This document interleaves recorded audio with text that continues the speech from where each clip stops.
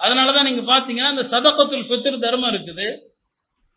இந்த தர்மத்தை கூட நீங்க பாத்தீங்கன்னா ஹனஃபி மذஹப்ல மட்டும்தான் அதுக்கு ஒரு வரம்பு இருக்குது. இவ்வளவு காசு யார்கிட்ட இருக்குதோ அவர் மீது இந்த ஃபித்ரா வாஜிபு அப்படிங்கிறது ஹனஃபி மذஹப்ல மட்டும்தான்.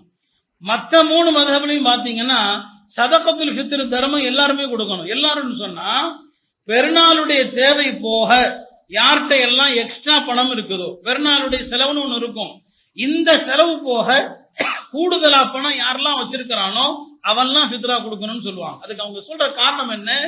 இந்த நாளில் ஏழைகளும் செலவு செய்து கொள்ளகட்டும், அவங்களும் செலவு செய்யட்டும், அவங்கள விட மோசமானவங்களுக்கு கொடுக்கட்டும். அப்ப வாழ்க்கையில இருக்கிறவன் இல்லாதவன் எல்லாருமே செலவு செய்ய வேண்டும் என்கின்ற ஒரு நிலையத்தான் பெருமானார் ஸல்லல்லாஹு அலைஹி வஸல்லம் அவர்கள் சஹாபாக்கள் மூலமாக உருவாக்குனாங்க.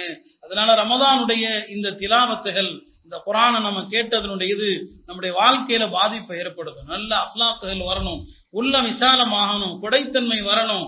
இந்த ஆண்டு ரமதான்ல வசூலுக்கு நிறைய பேர் வர்றாங்க, அதுல நிறைய போலிகளும் இருக்கிறாங்க, உண்மையா பொய்யான்னு தெரியாதவங்களும் இருக்கிறாங்க. ஆனா சிலர் நிஜமாகவே பாதிக்கப்பட்ட நிலையில வர்றாங்க.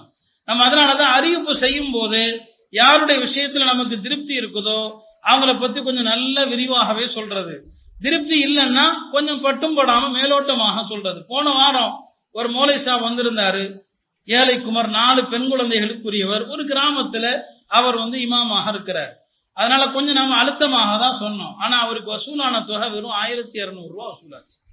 வெறும் 1200. யோசித்து பாருங்கள், நம்ம ஊருடைய செல்வத்துக்கு முன்னால ஒரு ஆலிம் தன்னுடைய மகளுடைய திருமணத்துக்கு உதவி கேட்டு வர்றாரு, வெறும் 1200 ரூபாய் வசூலாச்சு. ரொம்ப கஷ்டமாக இருந்தது. இதான் நம்மள்கிட்ட கொடுக்கக்கூடிய குணங்கிறது எந்த அளவுக்கு மலிவாகி விட்டது என்பதை யோசித்து பார்க்கணும். அதே மாதிரி வடநாட்டுடைய பெரிய பெரிய மதரசாக்கள் வர்றாங்க.